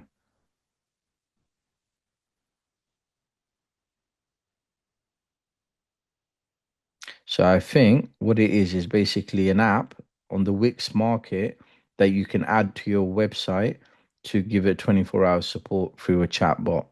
Okay, so if you go to Wix AI, so this is the marketplace for Wix, which basically makes your website stronger by adding certain things. So you can add to your site. You can also see the reviews and what people are saying about it. if it works, if it doesn't work. But yeah, there's solutions you can look at, paid solutions, but also you can see if your platform that you're using, the CMS that you're using, has already got an option. AI powered insights, predictive analysis. Basically, all of that will come on your dashboard if it's AI enabled. Amazon, okay, over 35% of Amazon conversions are powered by their recommendation engine because they create unique, hyper personalized personal experiences for each customer. So this one-to-one email was sent to a user who searched for a vacuum storage bags, but then closed the search without purchasing. So if you look at the email, got the name in there, which is personalized. Based on your recent activity, we thought you might be interested in this.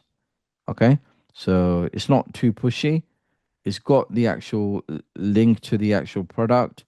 Um, yeah, and put the name in there. So it's personalized, it's not too pushy, it's simple, basic, and just put it in there. If they buy, they buy. If they don't, they don't. But it's not pushing it too much. But since they already abandoned the cart on this, it's just putting it in front of them again. And if they think, actually, I didn't buy last week, I'll buy it this week, they'll buy. Whilst many personalized emails will include the person's name, this one takes it much further, as Amazon has access to a vast amount of data points, including but not limited full name. So you put the full name in, the search query, average time spent on the search, past purchase history, brand affinity, category, while browsing habits, time of past purchases, and average spent. So they're looking at all that information before they actually even recommend the product. So what brand they were looking at, what category they were looking at, how long they spent on that, before they abandoned the cart. So they got all these stats on the CRM or whatever system they're using, and using that, basically, they automated that email. Spotify implements hyper personalization in their marketing campaigns. So basically, if you listen to a certain type of music, it will make sure that it recommends other music that are similar. Does cross analysis with preferences of others who listen to the same song. So if you like a song and other people like the same song, their preferences is basically going to look at to understand what or to predict your preference. Okay, which is interesting. Okay. So there's various, we're kind of running out of time. So we had one more task, but that task is about hyper personalization. So there's experiences that we've all had about personalization. So it's really about, if you got an email with your name on it, that's personalization. But hyper personalization is when it is surprising how personalized that information is. It may shock you, like they know everything about me, kind of thing. And that is going to happen more and more as AI is being used, okay, and more data is being collected. What I want to do, there's a couple of things I want to do. One thing, yeah, Netflix recommendations are hyper personalization because that really kind of knows exactly what you're watching, what kind of things that you're looking into. Your whole, all the films that you see on your account are all personalized. And some of you put in your triggers, so please do read those. Got 5 minutes. I'm going to upload the presentation, but also what I want to do is I want to give you a link to like a series of videos. I don't expect you to watch them all, but I want you to bookmark it. It's a series of videos that are from Zapier. Some of you might have heard of Zapier. Zapier is an automation tool that connects to a lot of platforms. Okay. It's like a middleman between different platforms. So if you got your Gmail, you got your CRM in the middle, there could be Zapier that's connecting the two. If you got the CMS, it could be Zapier and then it connects to WordPress. So, and on the other side, it's connecting to your social media. So it's basically the glue between different platforms, but also for automation, that's what you're using it for. So you would connect these different platforms together, and I think it uses APIs, but it connects everything together, and then you can create the workflows, the automation, and everything. I would highly recommend learning about Zapier first before you making the purchase, if you want automation. But Zapier is a great tool to understand. And this course, not this course, this Zapier course, basically is part of their Zapier University course 101. So I'm just going to give you the link in the chat. And whenever you have time, just watch a few videos from there just to understand automation better. But if you're really interested in having a all-in-one solution for automation, then consider Zapier. But first, understand what it is and how it works. Okay, so that is the playlist I've just given you the link to. And let me get your slide. But before I get your slide deck, let me just tell you which units it's relating to. Okay, so the units that this session relates to is, oh, there isn't one. Okay, so there isn't a slide. So it could be that it doesn't relate to any of them. Okay, because that's what I've been told. So if a presentation does not have any questions at the end of it, it means there's no specific questions that it relates to. However, it doesn't mean that there is no question that doesn't mention automation or mention email marketing or anything like that. It's still relevant. It just does not directly relate to any questions. Do mention do remember to do your session logs. Just want to mention that. And let me just download this and give it to you as well. Any questions? We've got a couple of minutes